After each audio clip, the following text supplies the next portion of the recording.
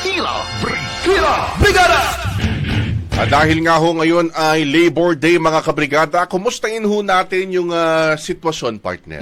Kumbaga ba current state, ito pong kalagayan ng ating mga Pilipinong manggagawa. Ito pong sektor ng ating paggawa sa ngayon mga kabrigada. Makakasama ho natin ang Legislative Officer at tagapagsalita ho ng TUCP, Sir Carlos Miguel Oñate. Magandang umaga po, Sir Carlos. Welcome po sa Tira Brigada. Kasama ho ninyo, Brigada Gab at Brigada Abner. Good morning po. Good morning po. Ay, magandang umaga po, Brigada Gab, Brigada Abner, at sa lahat po ng ating mga manggagawa, Happy Labor Day po. Yan, Happy Labor Day din ho sa inyo, Sir Carlos. Naku, nag-review ho ako nung chat natin. Alam nyo, Sir Carlos, ang huli pala naming interview sa inyo, huli natin pag-uusap, saktong-sakto rin. May 1 din, pero nung 2024 pa. Napag-usapan ho natin nung last year, 2024, ito hong order ni Pangulong Bongbong Marcos na i-review ang lahat ho ng mga existing na wages sa iba't ibang rehiyon dito ho sa Pilipinas. Ngayon ho, hingi ho ako ng status ho sa inyo ngayon, Sir Carlos. Ito ho ba, may nangyari ho ba dito ho sa ginawang order ni PBBM noong last year na i-review ito po mga wages dito sa Pilipinas? Nako, ang naging resulta po niyan, pagre-review ng ating Regional Wage Board, ang binigay po na increase across the region po, naglalaro lamang po sa 20 hanggang 50 pesos. Kaya po yung ating mga minimum wage sa lahat ng rayon ay mas mababa pa po sa poverty line. Kaya yung ating higit 5 milyong minimum wage earner, sila po ay mahirap. Yun. So, ibig sabihin, makalipas ho yung isang taon, pag-order ng review, kulang na kulang pa rin ho talaga. Ito po mga nadagdag sa sahod natin, Sir Carlos. Tama po kayo. Kasi ang aming panawagan, kaya nung last time nagkausap, ay legislated wage increase pa rin. Pero ngayon, meron na tayong success sapagkat naipasa na ng Senado yung 100 piso. Ang House of Representatives po ay nakapagpasa na rin on second reading ng 200 pesos. Kailangan na lamang po natin ng final approval sa darating na 6 na araw ng June. Yun, paano kaya ho yun, Sir Carlos? May panahon pa ba para rito? Nabanggit ho rin nyo, 6 na araw. Pero syempre, alam naman natin, busy-busy na ho yung mga kongresista dito po sa pangangampanya. Tapos, SONA na, may panahon pa ho ba para makalusot itong mga naaprubahan na sa bawat chamber ho natin na taas sahod, legislated po? Lagi po natin sinasabi, no? Kapag po gusto, may paraan po, no? Kami po naniniwala kaming walang rason kung bakit hindi po ito papasa na maging batas. Sapagkat isang kembot na lamang po ito, yung ating pagpasa sa June na may natitirang 6 session days. At kami po naniniwala po kami sa commitment ng mga senador at ng congressman at congresswoman na nung pinasa po nila yung ating legislated wage increase, ni isa wala pong kumontra sa kanila. At ang kanilang commitment po, hindi lang ipapasa kung ilang reading, kundi ito po ay tuluyang magiging batas. Kung kaya't nananawagan na rin kami sa Pangulong Bongbong Marcos na i-certify as urgent itong 200 pesos wage increase. Opo, nako, medyo maingay. Sir Carlos, tulad ng sinabi po ninyo, kayo po ay nananawagan kay Pangulong Marcos na i-certify as urgent legislation itong proposal na magkaroon ng 200 pesos na legislated wage increase. Yan po ba ay naiparating na ninyo sa pamamagitan ng sulat or emisaryo kay Pangulong Bongbong Marcos? Opo, nakahigit 10 sulat na po tayo kay Pangulong Bongbong Marcos. Nakalulungkot lang na pangatlong Labor Day na ito na walang dialogo sa labor sector. At kami po ay nakapagsulat na ng particularly mga 3 sulat para manghingi ng kanyang pulong at i-certify as urgent. Kami ay more than willing to discuss sa ating Pangulo kung ano yung mga concerns niya para yun po ay matugunan niya na at ma-certify as urgent ito.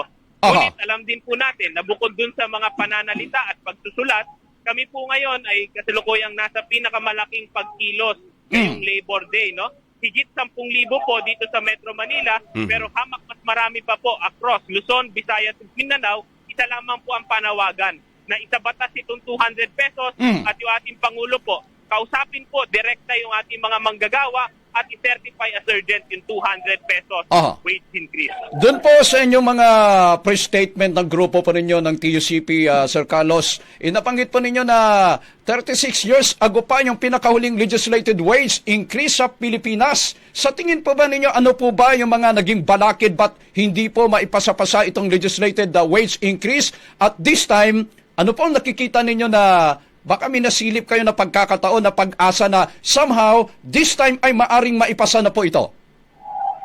Kaya importante po sa amin yung 1989 na huling legislated wage increase sapagkat TUCP rin po ang nagsulong ng 25 pesos na huling legislated wage increase sa mga kababayan noong 1989. 36 years na po ang nakalipas at yung pinakabalakid po ay yung bulok na sistema ng Regional Wage Board System which every year nagbibigay ng increase pero puro konsuelo puro barya, di mo sure kung magpapasalamat ka dahil meron kaysa wala. Pero ngayon sinasabi natin sa ating mga kabayan, meron ng pag-asa, no? Kongreso na dapat ang pumasok diyan sa originally kinreate naman ng Kongreso ang ating mga palpak na Regional Wage Board. So binanggitin nyo na Kongreso ang dapat umaksyon sa sitwasyon na ito na una, nabanggit nyo po kanina na ipasado na sa Senado pero pending pa on the second reading dyan po sa House of Representatives. Why not reach out po sa liderato ng Kamara para maisulong po ito? Aside syempre doon sa pag-reach out nyo kay President Marcos. Ay, sa katunayan po, yung Speaker of the House, nakapulong po namin yan noong January. At doon po niya kinomit na ito pong 200 pesos ay magiging batas.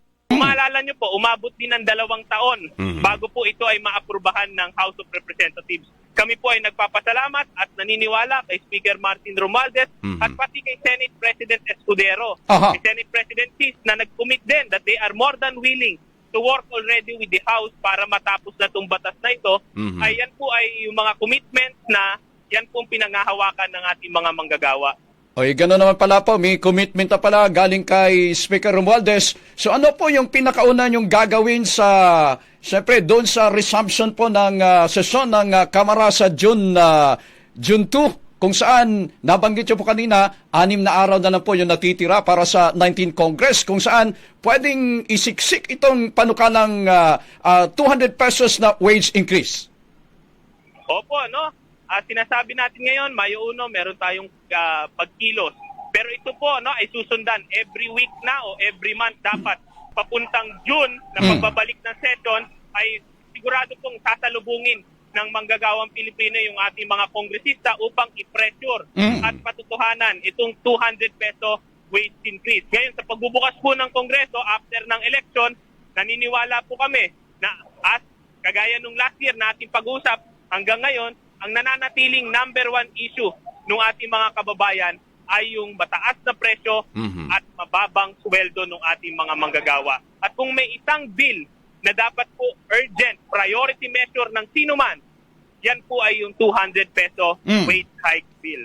Okay. Dahil nabanggit na ho ninyo kanina, Sir Carlos, well, siyempre, itong legislated na wage hike, depende ho yan, di ba, dun sa mga nakaupong kongresista, mga mababatas ho natin. Pero nabanggit ho ninyo kanina, Sir Carlos, na sa palagay ho ninyo parang hindi naman na nagiging epektibo itong mga regional tripartite boards ho natin, regional wage boards, at kung nagbigay man sila ng taas sahod, barya-barya lamang. So ano ho ba yung gusto ho ninyong reforma? Ano ho yung gusto ho ninyong maging pagbabago? Gusto ho ba ninyo na parang i-dissolve na, buwagin na itong regional boards ho natin? Paano ho bang gusto ninyong mangyari, Sir Carlos? Kailangan po ng bagong sistema, no? Yung pangunahing ayaw na ng ating mga kabayan, yung sinasabi nating provincial rate.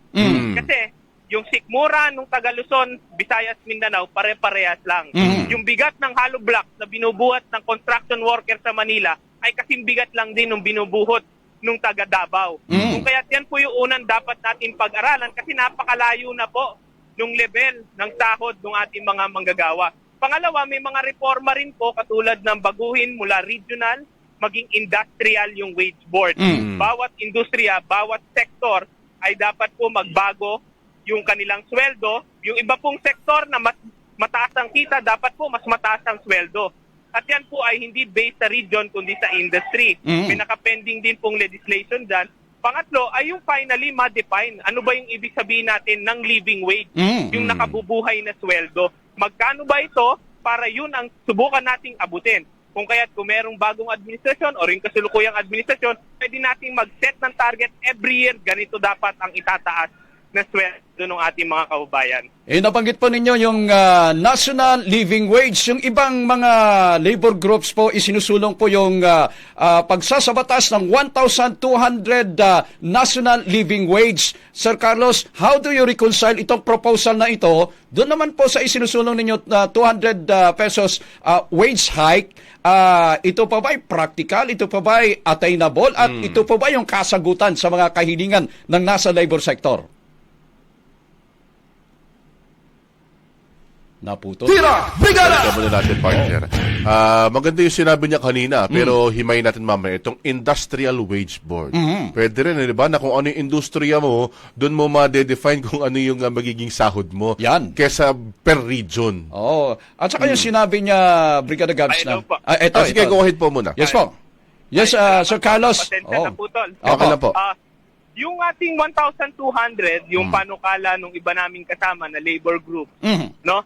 Ay kasama rin po sila na nananawagan dito po sa 200 pesos. Aha. Kasi may isa lamang pong bill na nakabinbin ngayon sa 19th Congress na sinasabi natin may 6 session days na lang tayo natitira, yung 200 pesos wage hike bill lamang po yun. Aha. At yung 200 pesos po ay hindi po contradictory dun sa living wage sapagkat ito po yung unang hakbang tungo sa tunay na nakabubuhay na sahod.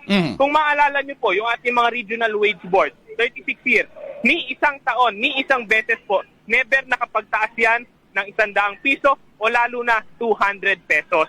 Kaya napaka-importante po nitong 200 peso wage hike bill bilang unang hakbang.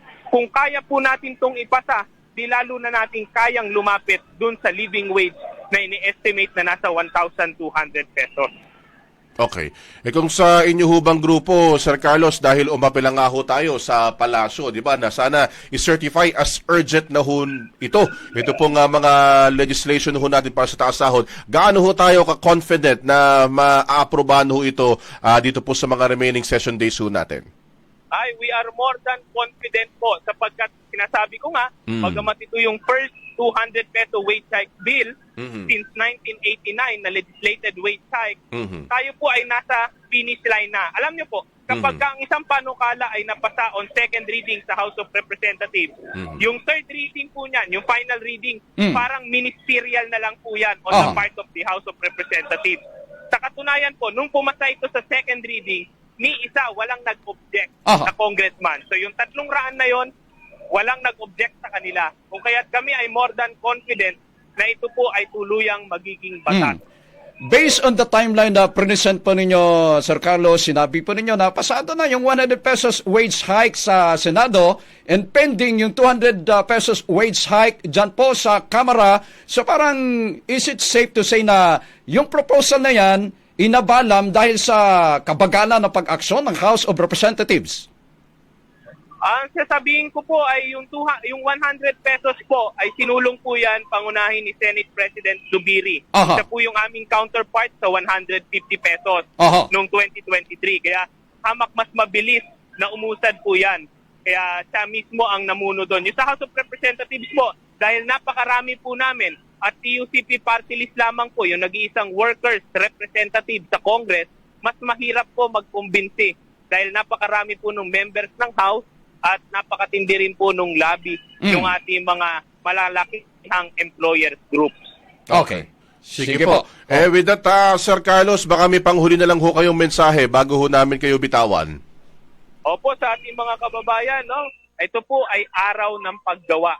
Wini-welcome po natin lahat ng mga natatanggap natin libreng sakay, mga subsidies, pati mga 20 pesos per kilo na bigas. Ngunit wala pong mas mainam, wala pong mas nararapat na tribute para po sa ating mga effort, para po sa ating pagbabanat ng buto everyday ng ating buhay, kundi yung 200 pesos wage hike bill. Ngunit kami po ngayon ay nakikiusap po sa inyo na yung 200 peso wage hike po, lubusan po namin kailangan ang inyong tulong at iparating niyo po sa inyong mga representante, distrito man yan po o party list, na kinakailangan po itong maipasa at manawagan na rin po tayo sa ating Pangulo na ang bansang Pilipinas po ay bansa ng manggagawang Pilipino. Kung kaya dapat kausapin niya po tayo at agarang ipasa na yung dagdag sahod na 200 pesos. Okay. With that, Sir Carlos, maraming salamat po sa inyong oras ngayong umaga. Mabuhay po kayo at mabuhay po lahat ng mga manggagawang Pilipino. Maraming salamat po. Salamat po. Ay, maraming salamat po. Mabuhay po kayo at Happy Labor Day po sa ating lahat.